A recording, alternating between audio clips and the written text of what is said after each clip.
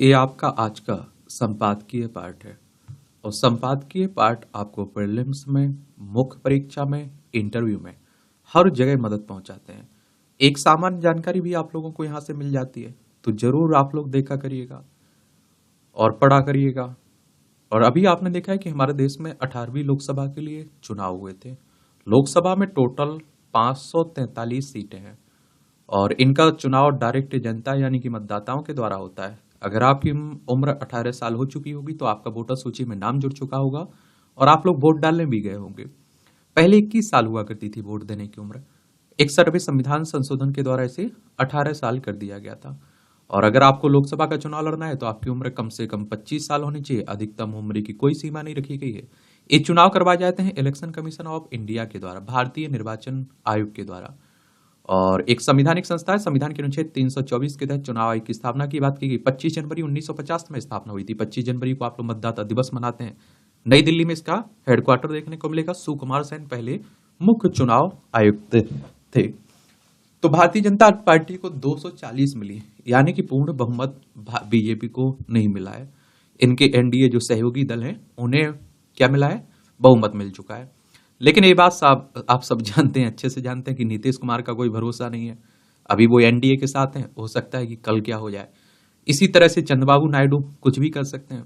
तो इन दोनों के हाथ में चाबी है प्रधानमंत्री की कुर्सी की, कही एक तरह से। और क्या आगे होता है वो तो आने वाला वक्त बताएगा। लेकिन अब आप देखेंगे बड़े दबाव में, अभी जो आप देखें बहुमत होता था तो कुछ भी फैसला ले लीजिए, डर नहीं रहता था, किसी से ज्यादा पूछनी नहीं पड़ती थी। लेकिन अब बड़ा पूछना पड़ेगा। चुनौतियां भरी तीसरी पारी प्रधानमंत्री मोदी जी की। अब आप देखते हैं कि क्या होता है। तो लोकसभा चुनाव में भाजपा सबसे बड़ी पार्टी के रूप में उभरी और राजग को बहुमत प्राप्त है। जवाहरलाल नेहरू के बाद नरेंद्र मोदी पहले प्रधानमंत्री जो तीसरी बार सत्ता में आने जा रहे हैं। वह 400 पार के लक्ष्य से काफी पीछे रह गए, परंतु उन्होंने जबरदस्त चुनाव प्रचार किया और इसी कारण भाजपा ने उड़ीसा, मध्य प्रदेश, हिमाचल प्रदेश, दिल्ली, बिहार, त्रिपुरा और असम आदि में बेहतर प्रदर्शन किया। मगर उत्तर प्रदेश, महाराष्ट्र, राजस्थान और बंगाल जैसे कुछ बड़े राज्यों में उसका प्रदर्शन निराशाजनक रहा। 2014 के बाद पहली बार भाजपा को अपने बलबूते पूर्ण बहुमत यानी कि 272 सीटें नहीं मिली हैं। इसके बाद भी यह नहीं भूलना चाहिए कि मोदी सरकार को 10 वर्ष के सत्ता विरोधी रुझान का सामना करना पड़ रहा था। यह तय है कि भाजपा को घटक दलों पर कुछ ज्यादा ही आश्रित रहना पड़ेगा। और आप देखिए कि चुनाव परिणाम ने भारतीय लोकतंत्र को विजयी बनाया। वैश्विक स्तर पर और विपक्ष द्वारा एक नैरेटिव गढ़ा गया था कि भारत में लोकतंत्र खत्म हो गया है और विपक्षी गठबंधन ने तो चुनाव आयोग को ही कटघरे में खड़ा कर दिया था। उनके सवाल ईवीएम पर उठाए गए। चलो ईवीएम निष्पक्ष रही इस बार, पर चुनाव परिणामों ने उन सभी पर विराम लगा दिया। विपक्षी दलों का प्रदर्शन शानदार रहा और यदि वे संसद में एकजुट रहे तो भारतीय लोकतंत्र को सशक्त विपक्ष मिलेगा। मोदी सरकार का तीसरी बार सत्ता में आना इसका संकेत है कि जनता ने विपक्ष के बजाय उनकी नीतियों को स्वीकृति दी है। और आप देखते हैं कि कई मंत्री हार गए। स्मृति ईरानी को आप जानते होंगे। और नतीजे भाजपा को अखिल भारतीय स्वरूप प्रदान करते हैं क्योंकि उसने दक्षिण में कर्नाटक के अतिरिक्त अन्य राज्यों में भी अपनी पैठ बनाई है। नतीजे विपक्ष की कामयाबी दर्शाने के बाद भी उसकी नकारात्मक राजनीति और आरोपात्मक मोदी विरोधी विमर्श को खारिज करते हैं। वास्तव में ये नतीजे भारतीय लोकतंत्र के सशक्त होने का प्रमाण है, जिसके बारे में विपक्ष द्वारा भ्रांतियां फैलाई गई। वहीं भाजपा के कमजोर प्रदर्शन के बाद भी मोदी की त्रिशूल रणनीति काम आई, जो सुशासन एवं लोक कल्याणकारी विकास, समावेशी राजनीति तथा जातीय अस्मिता को वर्ग राजनीति से समृद्ध करने से बनी है। इसने भारतीय राजनीति के व्यापक व्याकरण को बदल डाला। 10 वर्षों में मोदी की जन कल्याणकारी योजनाओं का लाभ जनता को बिना भेदभाव मिला है और भारतीय राजनीति शुरू से ही जातीय अस्मिता के मकड़ जाल में फंसी रही है, लेकिन मोदी ने उसे वर्ग राजनीति से जोड़ा। उन्होंने महिलाओं, युवाओं, सीमांत किसानों और गरीब 4 वर्गों का पुनर्सृजन किया। उन्हें जातीय अस्मिता से समृद्ध कर सामाजिक संरचना में वर्ग चेतना का संचार किया।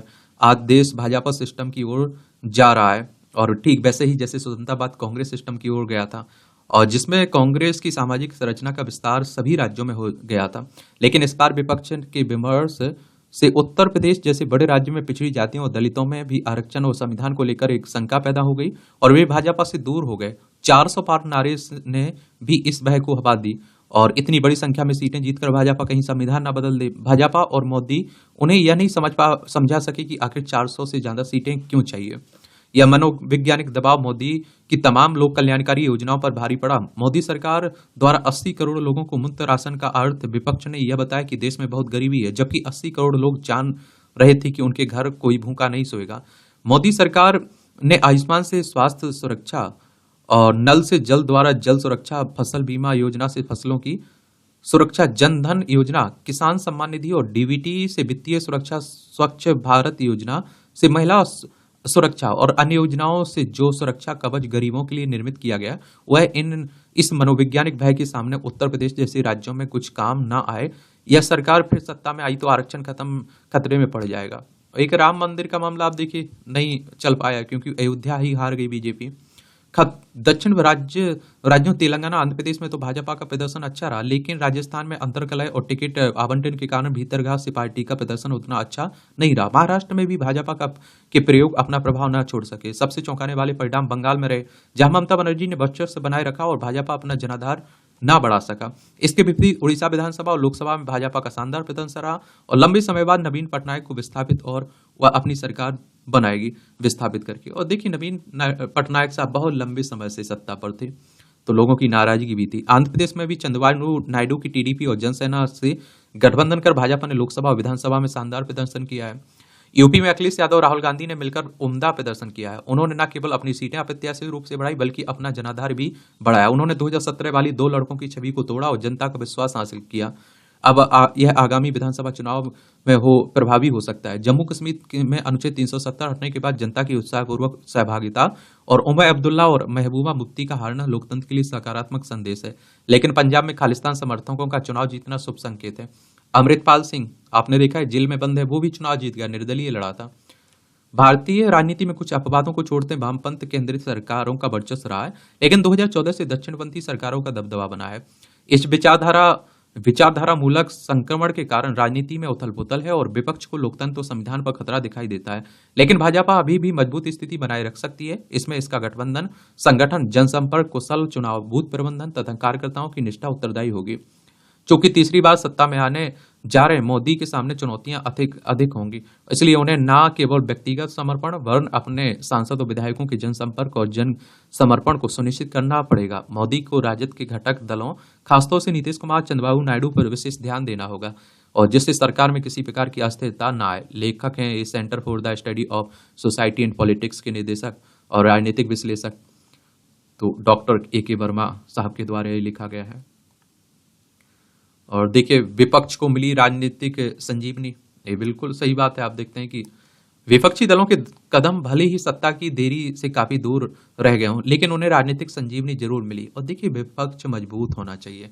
अगर विपक्ष मजबूत ना हो तो आप देखते हैं नानाशाही होने लगती है। कोई भी नियम कानून बना लीजिए, कोई भी अधिनियम ले आइए, कौन रोकने वाला है। तो होना चाहिए, विपक्ष को मजबूत होना चाहिए। सरकारें अच्छी चलती हैं और जवाबदेही भी करती हैं। परिणाम में अंततः जीत ही मायने रखती है, जो चाहे एक ही वोट से क्यों ना हो। चुनावी बबल बचते समय एक और केंद्र और अधिकांश राज्यों की सत्ता संभालने वाली भाजपा जैसी शक्तिशाली पार्टी थी, दूसरी ओर लुंज पुंज विपक्ष संसाधनों से लेकर मनोबल तक किसी भी मोर्चे पर यह मुकाबला बराबरी का नहीं दिख रहा था। इसके बावजूद अगर कांग्रेस 10 साल बाद 100 के करीब और विपक्षी मोर्चा INDI लगभग 200 का आंकड़ा छूने पाने में सफल रहा, तो निश्चित ही यह प्रदर्शन न केवल उनके लिए संजीवनी साबित होगा बल्कि लोकतंत्र को भी मजबूत देगा। और देखिए, हो गया, 200 से ज्यादा ही आई उनकी। और पिछले चुनाव में बीजेपी को 303 सीटें जीतने वाली भाजपा के विरुद्ध विपक्ष किस हद तक परस्त था, इसका अंदाजा इसी से लगाया जा सकता है कि 55 साल तक केंद्रीय सत्ता में काबिज रही कांग्रेस का दिल्ली, हरियाणा, राजस्थान, गुजरात, उत्तराखंड और हिमाचल में खाता तक नहीं खुल पाया।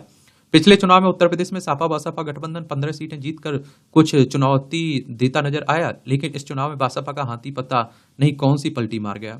और अन्य विपक्षी दलों की हालात भी अच्छी नहीं है। महाराष्ट्र में शिवसेना ने राजग छोड़ा, कांग्रेस राष्ट्रवादी कांग्रेस पार्टी के साथ मिलकर उद्धव ठाकरे के नेतृत्व में सरकार अवश्य बना ली, पर 3 साल में सरकार गिरने के अलावा शिवसेना और अकाप भी टूट गई। 2 साल पहले तक लगता नहीं था कि 2024 के आम चुनाव में भी विपक्ष मोदी की भाजपा को चुनौती दे पाएगा, लेकिन 2023 में विपक्षी एकता की कवायद से समीकरण बदले और आप देखते हैं बेशक सूत्रधार वही नीतीश कुमार बने, जो लंबे समय तक भाजपा के साथ मिलकर बिहार में सरकार आप देखते हैं कि चलाते रहे और मोदी विरोध में भी उन्होंने राजग से मुंह मोड़ लिया था। एकता की कवायद का ही परिणाम रहा कि 2-4 नहीं 28 दलों ने INDI नाम से नए मोर्चे का ऐलान किया।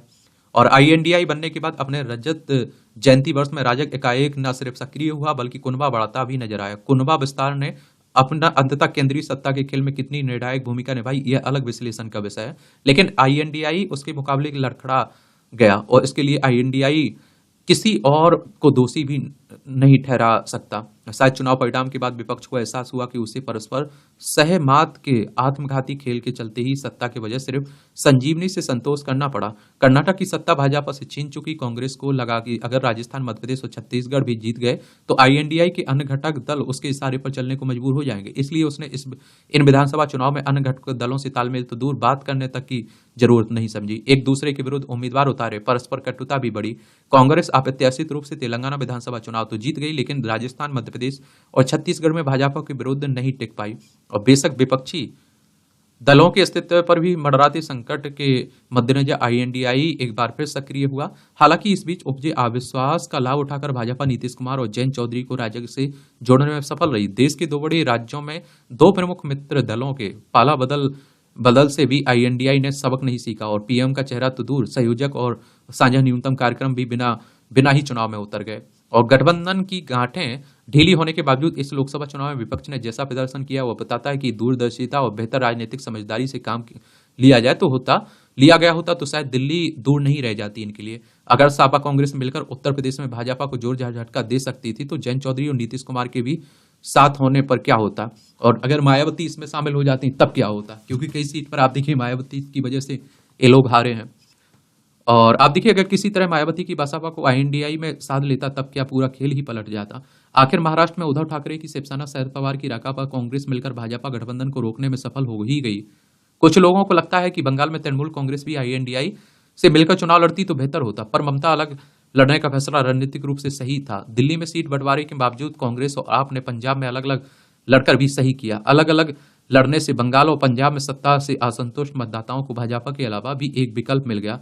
फिर भी इस सच से मुंह नहीं चुराया जा सकता है कि सत्ता की वजह संजीवनी पर ही संतोष करने को मजबूर विपक्ष अपनी विडंबना के लिए स्वयं जिम्मेदार है। अगर उसने नामकरण के बाद आईएनडीआई को वास्तव में राजनीतिक जमीन पर साकार किया होता और संयोजक और साझा न्यूनतम कार्यक्रम तय करते हुए संयुक्त चुनाव अभियान चलाया होता तो संजीवनी की वजह ये आप देखते हैं कि सत्ता उसके हाथ लग सकती। लेखक, वरिष्ठ पत्रकार, राजनीतिक विश्लेषक हैं राजकुमार सिंह के द्वारा आर्टिकल लिखा गया। आज आप देखिए चुनाव आया तो राजनीति पर कुछ आर्टिकल जरूर देखने को मिलेंगे अधिकतर आपको, तो चलिए देख लेते हैं। एक ही दिन की बात है। भरोसा, ये भी बड़ा इंटरेस्टिंग कॉलम लिखा जाता है। तो हर नया दिन हमारे समक्ष एक नया अवसर लेकर आता है। नया दिन यह वादा करता है कि हम किसी भी समय और किसी भी स्थान पर जीवन को नया रूप दे सकते हैं। इसके लिए आवश्यक है कि हम अपनी गलतियों से कुछ सीख लें और इसके लिए स्वयं से प्रश्न करने होंगे। जेम्स थर्वर ने कहा कि सारे उत्तर सही जानने से अच्छा है कुछ प्रश्नों को सही रूप से में जान लें। काम शुरू करने से पहले सोच विचार करना अच्छी बात है, लेकिन सोचते ही रह जाना सही नहीं है। क्या, कहाँ, कौन, कब और कैसे, इन सवालों में ही उलझकर कदम ही ना बढ़ाना कहीं नहीं ले जाता है और इससे आक्रामकता की स्थिति पर बनती है। सम्स तबरेज कहते हैं कि यह जानने की कोशिश बेकार है कि कौन सी राह कहाँ ले जाएगी। बस पहले कदम के बारे में सोचें और बाकी अपने आप हो जाएगा। और देखिए मैं हमेशा कहता हूं आप लोगों से कि अपनी गलतियां जो भी हुआ करें तुरंत एक्सेप्ट कर लिया करिएगा और सुधार कर लिएगा। अगर एक गलती छुपाएंगे, आप नहीं मानेंगे, दूसरी गलती हो जाएगी, ये ध्यान रखिए। व्यक्ति को अपने दृष्टिकोण सकारात्मक बनाने के लिए जीवन का गणित बदलना होगा। जीवन को नई दिशा देने के लिए कांटों की ही नहीं अपितु फूलों की गणना भी जरूरी होती है। अगर जीवन भर कांटे ही कांटे देखते रहें तो फूल भी कांटे बन जाते हैं। हकीकत यह है कि हंसी व आंसू दोनों अपने ही भीतर है। सोच को सकारात्मक बना ले तो जीवन रसमय बन जाएगा। और इसलिए कहा भी गया है कि रहस्य यह नहीं है कि दुनिया कैसी, बल्कि यह है कि दुनिया ऐसी है। जीवन में बेहतरीन होना शेष है। कई खूबसूरत पल आगे की राह में हमारी प्रतीक्षा कर रहे हैं। हमारी कई उम्मीदों को उड़ान भरनी है और कई आशयों से साक्षात्कार होना शेष है। कई सुख हाथ पसारे हुए हमारे स्वागत करने के लिए तैयार होते हैं, परंतु समस्या यह है कि हम अन्य मनस्ता में जी रहे हैं। दुनिया हमारे लिए हमारी और मोह किए खड़ी है और हम अन्यत्र उदास बने खड़े हैं। अपने भरोसे को मजबूत बनाए, दुनिया में बहुत कुछ आपके लिए है। गठबंधन युग की वापसी। अब आप देखिए गठबंधन तो होना ही है, उसके बिना कहाँ कुछ होने वाला है। इनके आप देखते हैं कि गठबंधन में जो छोटे दल होते हैं इनके भाग्य खुल जाते हैं, इन्हें मलाईदार मंत्रालय मिलता है, इनका बड़ा रुतबा रहता है। लोकसभा के चुनाव में नतीजों ने एग्जिट पोल के निष्कर्षों के साथ अन्य अनेक अनुमानों को भी गलत साबित कर दिया। परिणाम कई दृष्टि से अप्रत्याशित, लेकिन लोकतंत्र की यही खूबसूरती है। एक बात और आपको बता दूं, एग्जिट पोल मैंने आप लोगों से पहले भी कहा था कि कई बार सही होते हैं, कई बार गलत साबित हो जाते हैं। एग्जिट पोल का मतलब होता है जैसे ही आप वोट डाल के आते हैं ना बाहर, तो आपसे एजेंसियां पूछते हैं कि आपने किसे वोट दिया, आप किसे प्रधानमंत्री बनना देखना चाहते हैं। इस तरह के तमाम सवालों के आधार पर ही एग्जिट पोल तैयार किए जाते हैं। जनता के मन में क्या है इसकी थाह लेना कठिन होता है। नतीजों ने बताया कि जो भाजपा अपने सहयोगी दलों के साथ 400 पार का नारा लगा रही थी, उसके लिए 300 पार जाना भी चुनौती बन गया। स्वयं भाजपा 272 के आंकड़े से पीछे रह गई है, या उसके लिए एक झटका है। उसी यह झटका लगा उसके अपने गढ़ उत्तर प्रदेश में भी। इसके साथ ही महाराष्ट्र, राजस्थान, हरियाणा, बंगाल में भी वह अपेक्षित प्रदर्शन नहीं कर सकी, और उसके लिए यह तो अच्छा रहा कि उड़ीसा, तेलंगाना, आंध्र प्रदेश आदि में उसने उल्लेखनीय प्रदर्शन किया। गुजरात, मध्य प्रदेश में चमत्कार सा दिखाया, अन्यथा वह और भी पीछे रह जाती। चुनाव में नतीजों से यह स्पष्ट है कि कांग्रेस और उसके सहयोगी दलों ने आशा से अधिक, कहीं अधिक बेहतर प्रदर्शन किया। जहां कांग्रेस ने अपनी सीटें अच्छी खासी बढ़ा ली, वहीं समाजवादी पार्टी, डीएमके, तृणमूल कांग्रेस ने भी अपेक्षा से बेहतर प्रदर्शन कर भाजपा को चौंकाया है। क्या किया है? चौंकाया है। और आप देखेंगे कि चुनाव नतीजों ने कांग्रेस उसके साथ खड़े दलों को राजनीतिक बल देने के साथ उनके मनोबल को भी बढ़ाने का काम किया है। कांग्रेस वापसी की राह पर आती दिख रही है, इसका श्रेय जाता है उसकी ओर से बनाए गए नैरेटिव को। निसंदेह भाजपा ने भी अपना नैरेटिव स्थापित करने की कोशिश की, लेकिन वह पूरे देश में उतना प्रभावी नहीं रहा। वह अपने पक्ष में वैसा कोई राष्ट्रीय विमर्श खड़ा नहीं कर सकी जैसा कि पिछले आम चुनाव में बालाकोट हमले के कारण खड़ा करने में सफल रही थी। जहां भाजपा ने रेवड़ी संस्कृति को से दूर रहना तय किया, वहीं विपक्ष ने इस संस्कृति को जोर शोर से अपनाया और भुनाया भी। और आप देखते हैं कि इसके अलावा कांग्रेस और सहयोगी दलों ने भाजपा की ओर से आरक्षण खत्म करने और संविधान बदलने की जो हवा बनाई, वह भी कुछ राज्यों और विशेष रूप से उत्तर प्रदेश में असर करती दिखी। भाजपा को सबसे बड़ा झटका उत्तर प्रदेश में ही लगा, और इसका एक कारण आप देखेंगे, इसका कारण कमजोर प्रत्याशी और नेताओं की आपसी खींचतान की भी दिखती है। जाति पंथ की राजनीति भी, केंद्रीय मुद्दे के अभाव में स्थानीय मुद्दे भी कहीं अधिक असरकारी हो गए, और इसी कारण अलग अलग राज्यों में हार जीत के कारण भी भिन्न भिन्न देखे रहे। विपक्षी दल तो जनता को लोक लुभावन वादों से लुभाने में सफल रहा, लेकिन भाजपा विकसित भारत और देश को तीसरी बड़ी अर्थव्यवस्था बनाने जैसे वादों से जनता के एक वर्ग और विशेष रूप से निर्धन वंचित तबके को उतना आकर्षित नहीं कर सकी। और इस तबके को इन वादों में अपने लिए कुछ खास ना दिखाई दिया तो हैरानी नहीं। और आप देखिए भाजपा के लिए संतोष की बात है कि उड़ीसा की बागडोर उसके हाथ में आ गई। आंध्र प्रदेश को उसके सहयोगी चंद्रबाबू नायडू सरकार बनाने जा रहे हैं, लेकिन इसके बावजूद वह लोकसभा में संख्या बल के लिहाज से कमजोर हुई। अब केंद्रीय स्तर पर गठबंधन राजनीति और वह भी मजबूरियां वाली राजनीति फिर से एक आवश्यकता बन गई। बहुमत के साथ सहयोगी दलों संग सरकार चलाना अलग बात है, और उन पर निर्भर होकर शासन करना अलग बात है। इस बार प्रधानमंत्री मोदी के सामने गठबंधन सरकार चलाने की मजबूरी होगी, और इसके चलते आप देखेंगे निर्णायक प्रधानमंत्री को उनकी छवि पर असर पड़ सकता है, और इसका प्रभाव शासन संचालन में दिख सकता है। अब भाजपा को अपनी प्राथमिकताओं से भी समझौता करना पड़ेगा, क्योंकि उसे अपने एजेंडे को लागू करने के लिए सहयोगी दलों पर निर्भर रहना होगा। गठबंधन सरकार की कुछ मजबूरियां होती हैं, उनका लाभ सहयोगी दल ही नहीं बल्कि विपक्षी दल भी उठाते हैं। विपक्ष की ताकत बढ़ जाने से भावी सरकार उसके साथ कहीं अधिक सहयोग और समन्वय का परिचय देना होगा। यह परिचय देने के लिए विपक्ष को भी तैयार रहना चाहिए। एक बात आप सभी जानते हैं, इस बात को क्या जानते हैं कि अगर आप देखिए जो सीए है, अगर आप सोचिए कि बीजेपी को इतना बहुमत ना होता तो कभी ना ला पाती है, क्योंकि नीतीश कुमार इसके विरोध में ही रहते हैं। और आप देखिए चंद्रबाबू नायडू कोई इसके पक्ष में नहीं है। देखते हैं आगे क्या होता है। वेनेजुएला हुआ ग्लेशियर विहीन, यहां भी जलवायु परिवर्तन। वेनेजुएला में हाल ही में अपने सभी ग्लेशियर खोने वाला दुनिया का पहला देश बन गया, और international climate and cryosphere initiative ने इसकी पुष्टि करते हुए कहा कि वेनेजुएला का अंतिम ग्लेशियर हम्बोल्ट ग्लोबल वार्मिंग के कारण सिकुड़कर इतना छोटा हो गया कि अब वह ग्लेशियर होने के मानक को पूरा नहीं करता है। यह चिंताजनक घटना है, क्योंकि कभी वेनेजुएला में 6 ग्लेशियर होते थे, लेकिन ग्लोबल वार्मिंग और जलवायु परिवर्तन के कारण इनका आकार कम होता गया, और 2011 तक इनमें से 5 ग्लेशियर पूरी तरह से समाप्त हो गए थे। अब हम्बोल्ट ग्लेशियर के भी खत्म हो जाने से यह देश ग्लेशियर विहीन हो गया। इस घटना ने पूरी दुनिया का ध्यान खींचा और जलवायु परिवर्तन के खतरों के प्रति जागरूकता बढ़ाई हो। ग्लेशियरों का पिघलना न केवल पर्यावरण संतुलन के लिए बल्कि स्थानीय और वैश्विक जल प्रणालियों के लिए भी गंभीर समस्या है। और ग्लेशियरों का पिघलना समुद्र स्तर में वृद्धि, जल आपूर्ति में कमी और विभिन्न पारिस्थितिकी प्रणालियों में बदलाव ला सकता है। इस घटना ने वैश्विक समुदाय को यह सोचने पर मजबूर किया कि जलवायु परिवर्तन की समस्याओं से निपटने के लिए तत्काल और ठोस कदम उठाने की आवश्यकता है। और यदि इसी प्रकार ग्लेशियरों का पिघलना जारी रहा तो यह पूरी पृथ्वी का पर गहरा प्रभाव डाल सकता है, जिसने न केवल प्राकृतिक वातावरण बल्कि मानव समाज भी प्रभावित होगा।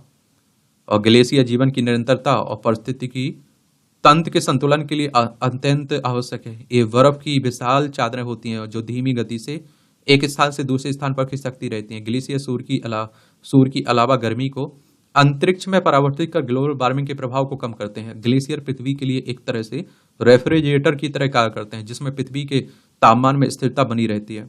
ग्लेशियर विश्व के ताजे पानी का महत्वपूर्ण स्रोत है। गर्मियों में जब ग्लेशियर पिघलते हैं तो वे नदियों और झीलों में पानी की आपूर्ति करते हैं, और जिससे कृषि, पीने के पानी और जल विद्युत उत्पादन में सहायता मिलती है। ग्लेशियर एक प्रमुख कार्बन अवशोषक हैं की भूमिका भी निभाते हैं। इससे जलवायु परिवर्तन के प्रभाव को कम करने में मदद मिलती है।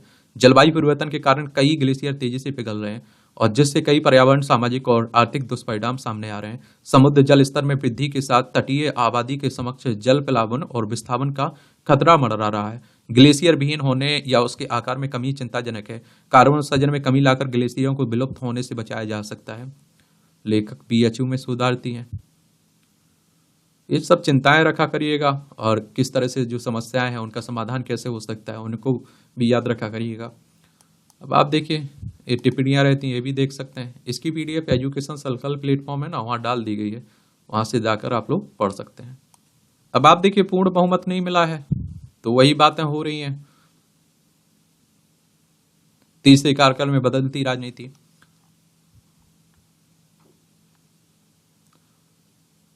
सहयोगियों पर भी रहेगा दरोमदार। अब आप देखते हैं कि उसके जो सहयोगी हैं उनका भी रहेगा विपक्ष की रेवड़ियों के मुकाबले मोदी पर भरोसा। सब ये अगर आपको पढ़ने की अब देखिए दिलचस्पी है तो पढ़ सकते हैं। सब राजनीति के ऊपर लिखे जा रहे हैं। अब क्या होगा, अब क्या होगा, अब जो होगा आने वाला वक्त देखेंगे। और एक मुझे जनसत्ता का अच्छा आर्टिकल लगता है और एक काम का भी रहता है, तो इसे भी देख लिया करिएगा आप। जैव विविधता बचाने की चुनौतियां, इस तरह की एडिटोरियल होना चाहिए। तब आप देखिए प्रीलिम्स में आपको फायदा मिलेगा, मुख्य परीक्षा में, आंसर राइटिंग में, निबंध में, समझ रहे हैं आप, और इंटरव्यू में। तो भारत जैव विविधता से समृद्ध देश है। विश्व के 34 जैव विविधता क्षेत्रों में से 4 भारत में है। इसी प्रकार विश्व के 17 मेगा डायवर्सिटी देशों में भारत शामिल है। इस प्रकार जैव विविधता न केवल पारिस्थितिकी तंत्र का आधार निर्मित करता है बल्कि देश में आजीविका को भी आधार प्रदान करता है। अब जैव विविधता का आप महत्व लिख सकते हैं। भारत में जैव विविधता संरक्षण के लिए उपाय किए गए हैं, जिसमें से 103 राष्ट्रीय उद्यान, 510 वन्यजीव अभ्यारण्य, 50 tiger reserve, 18 biosphere reserve, 3 conservation reserve तथा 2 सामुदायिक रिजर्व की स्थापना। जैव विविधता संरक्षण के लिए राष्ट्रीय जैव विविधता कार्रवाई योजना तैयार की गई, जो वैश्विक जैव विविधता रणनीतिक योजना 2011 से 2020 के अनुकूल है। इसे 2010 में कन्वेंशन ऑन बायोलॉजिकल डाइवर्सिटी की बैठक में स्वीकार किया गया था। और आप देखें, भारत में जैव विविधता और इससे संबंधित ज्ञान के संरक्षण के लिए 2002 में जैव विविधता अधिनियम तैयार किया गया। इस अधिनियम के क्रियान्वयन के लिए त्रिस्तरीय संस्थागत ढांचे का गठन किया गया, और अधिनियम की धारा 8 के तहत सर्वोच्च स्तर पर वर्ष 2003 में राष्ट्रीय जैव विविधता प्राधिकरण का गठन किया गया, जिसका मुख्यालय चेन्नई में है।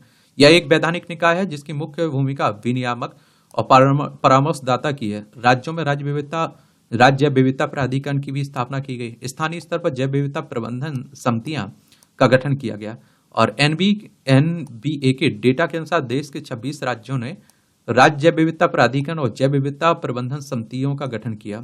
अकेले महाराष्ट्र और मध्य प्रदेश में 43,743 बीएमसी का गठन किया गया, और इन समितियों का उद्देश्य देश की जैव विविधता और संबंधित ज्ञान का संरक्षण, इसके सतत उपयोग में मदद और यह सुनिश्चित करना कि जैव संसाधनों के उपयोग से जनित लाभों को उन सब से उचित और समान रूप से साझा किया जाए जो इसके संरक्षण, उपयोग एवं प्रबंधन में शामिल है। राष्ट्रीय जैव विविधता प्राधिकरण के अनुसार राष्ट्रीय जैव विविधता कार्यवाही योजना का क्रियान्वयन चुनौतीपूर्ण है। इसके सफल क्रियान्वयन में लोगों की भागीदारी की महत्वपूर्ण भूमिका होती है। केरल के वायनाड जिले में एमएस स्वामीनाथन रिसर्च फाउंडेशन का सामुदायिक कृषि जैव विविधता केंद्र इस बात का बेहतरीन उदाहरण है कि कैसे स्थानीय स्वशासन को सुदृढ़ करके स्थानीय विकास योजनाओं में जैव विविधता संरक्षण को समन्वित किया जा सकता है।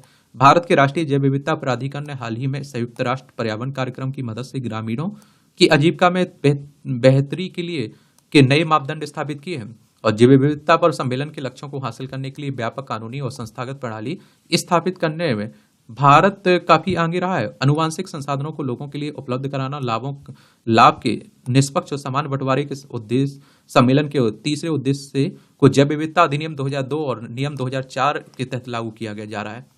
राष्ट्रीय जैव विविधता प्राधिकरण की पहुंच बढ़ाना और लाभ साझाकरण प्रावधानों के संचालन के लिए राष्ट्रीय स्तर पर लोगों के जैव विविधता रजिस्टर और जैव विविधता प्रबंधन समितियों का संजाल तैयार किया जाता है। 2002 के अधिनियम के आधार पर बनी जैव विविधता प्रबंधन समितियां स्थानीय स्तर की वैधानिक निकाय हैं, जिनमें लोकतांत्रिक चयन प्रक्रिया के तहत कम से कम 2 महिला सदस्यों की भागीदारी जरूरी है। ये समितियां शोधकर्ताओं, निजी कंपनियों, सरकारों जैसे प्रस्तावित आप देखेंगे उपयोगकर्ताओं की जैव विविधता संसाधन तक पहुंच संभव बनाने और सहमति बनाने में मदद करती है। इससे जैव विविधता रजिस्टरों और जैविक संसाधनों के संरक्षण, टिकाऊ उपयोग के फैसलों के जरिए उपलब्ध संसाधनों का स्थायी उपयोग और संरक्षण सुनिश्चित किया जाता है। और इस परियोजना का उद्देश्य जैविक संसाधनों तक बेहतर पहुंच बनाना, उनके आर्थिक मूल्यों का आकलन करना, स्थानीय लोगों के बीच उनके लाभों को बेहतर ढंग से साझा करना। वैसे देश के 10 राज्यों आंध्र प्रदेश, गुजरात, हिमाचल प्रदेश, सिक्किम, पश्चिम बंगाल, गोवा, कर्नाटक, उड़ीसा, तेलंगाना, त्रिपुरा में चलाया जा रहा है। भारत में जैव विविधता के कई आकर्षण वैश्विक केंद्र हैं। मसलन सिक्किम में पक्षियों की 422 प्रजातियां, तितलियों की 697, फूलों के पौधों की 4.5, पौधों की 362 प्रजातियां, सुंदर आर्किड फूलों की समृद्ध विविधता है। और जंतुओं और वनस्पतियों की अनगिनत प्रजातियां ही हिमालय को जैव विविधता का अनमोल भंडार बनाती हैं। और यहाँ आप देखते हैं कि मौजूद हजारों छोटे बड़े ग्लेशियर, बहुमूल्य जंगल, नदियों और झरने इसके लिए उपयुक्त जमीन तैयार करते हैं। मध्य हिमालय में बसे उत्तराखंड में ही वनस्पतियों की 7000 और जंतुओं की 500 महत्वपूर्ण प्रजातियां मौजूद हैं। आज हिमालयी क्षेत्र में आप देखिए जैव विविधता को कई खतरे भी हैं। इसकी मुख्य वजह जलवायु परिवर्तन से लेकर जंगलों की कटान, वहां बार बार लगने वाली अनियंत्रित आग, जल धाराओं का सूखना, खराब वन प्रबंधन और लोगों में जागरूकता की कमी आदि है। और इस वजह से कई प्रजातियों के सामने स्थिति का संकट है। और ऐसी ही एक वनस्पति प्रजाति है आर्किड, जिसे बचाने के लिए उत्तराखंड में पिछले कुछ सालों में से कुछ कोशिश हो रही है। और आर्किड पादप संसार की सबसे प्राचीन वनस्पतियों में से है, जो अपने खूबसूरत फूलों और पर्यावरण में अनमोल योगदान के लिए जानी जाती है। उत्तराखंड में आर्किड की लगभग 250 प्रजातियां पहचानी गई, लेकिन ज्यादातर अपना वजूद खोने की कगार पर हैं। जैव विज्ञानियों का कहना है कि कम से कम 5 और 6 प्रजातियां विलुप्त होने के कगार पर हैं। खुद जमीन या फिर बांज या फिर तून जैसे पेड़ों पर उगने वाले आर्किड कई वनस्पतियों में परागण को संभव और सुगम बनाता है। पिछले 2 वर्ष में से उत्तराखंड वन विभाग के शोधकर्ताओं ने कुमाऊं की गोरी घाटी और गढ़वाल मंडल के इलाके में आर्किड की करीब 100 से अधिक प्रजातियों को संरक्षित किया है। और संयुक्त राष्ट्र ने 2021 से 2030 को परिस्थिति संरक्षण का दशक घोषित किया है। और इसलिए यह विश्वव्यापी चिंताओं का भी समय है, जब दुनिया के लोगों के सामने अपनी कुदरत उपस्थिति का पुनरुद्धार करने की चुनौती है, जो विभिन्न कारणों से नष्ट हो रही है। जाहिर है कि इस व्यापक चिंता से भारत के लोग भी अलग नहीं रह सकते हैं। तेज आर्थिक वृद्धि और विकास नियोजन में पर्यावरण चिंताओं को समाहित न कर पाने की सीमाएं, कमजोरियों या फिर दूरदर्शिता के अभाव के चलते भारत की जैव विविधता पर भी अनावश्यक और अतिरिक्त दबाव पड़ रहे हैं। ऐसे में संरक्षण की हर स्तर की पहल स्वागत योग्य है। और खासकर यह ध्यान रखते हुए जैव विविधता और मनुष्य अस्तित्व के बीच सीधा और गहरा नाता है। जैव विविधता के इस केंद्र में भारत की वह करीब 50% आबादी ही आती है, और जो गरीबी रेखा से नीचे बसर करती है। जंगल जिनका घर है और जंगल से जिनका रिश्ता टूट है, यह लोग जैव विविधता के नैसर्गिक पहरेदार हैं। और एक बात आप लोगों को बता दूं, यहाँ देखिए, बात यह है कि एक आप लोग याद रखा करिए, क्या इसमें इसकी जो क्या महत्व है जैव विविधता का, उसकी क्या चिंताएं, क्या समस्याएं उसके सामने, क्या समाधान हो सकते हैं उनके, और क्या हमारी भारत सरकार के द्वारा या अंतर्राष्ट्रीय एजेंसियां हैं उनके द्वारा कदम उठाए जा रहे हैं, ये सब आपको मालूम रखना है और यही लिखना है। और क्या लिखोगे आप लोग। अब आपसे हो सकता है कि गठबंधन की राजनीति पर सवाल पूछ ले, तो गठबंधन राजनीति के क्या फायदे होते हैं, गठबंधन राजनीति होती क्या है, इसके नुकसान क्या होते हैं, क्या सुझाव हो सकते हैं, वो सब आपको याद रखना है। तो इस तरह से आप देखेंगे कि आज के संपादकीय पाठ की कहानी खत्म होती है। आप लोग पढ़ते रहिए, एंजॉय करते रहिए। आपका कोई सवाल हो, मेरे लिए सुझाव हो, तो आप लोग जरूर बताया करिएगा। ईमानदारी से तैयारी करिए और बेहतर तैयारी करिए। धन्यवाद।